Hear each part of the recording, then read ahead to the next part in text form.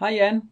Jeg har lige fået en idé, som jeg selv synes udtrykker alt det, vi vil med den her bog. Prøv at se her. En avis med annoncer over boliger.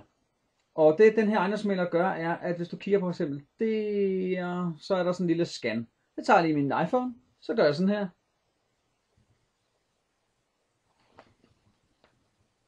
Nu skal jeg lige fange det. Der.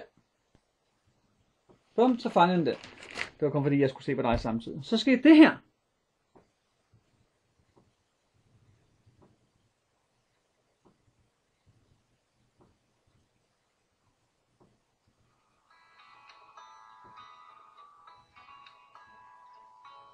Velkommen til denne gedigne murstensvilla i Rødvig. Ababa. Centralt i Rødvig, tæt ved vandet, stranden og havnen. Boligen byder indenfor i pæn entré. Pæn badeværelse med terrassogulv, hvide klinker og brusebad.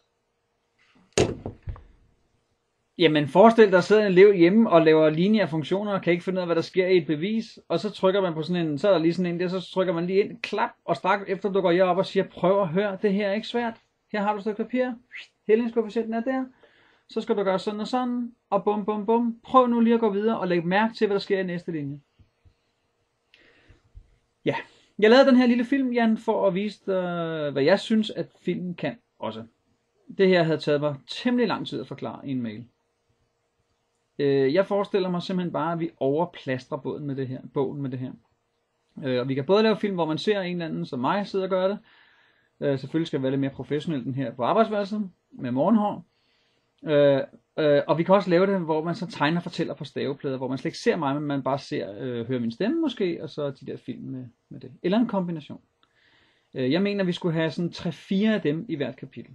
Og hvis ikke Egmont kan finde ud af at lave det i sindssygt blæret kvalitet, hvem kan så? Nå, det må vi tale om i morgen. Jeg tager nogle eksempler med og viser dig.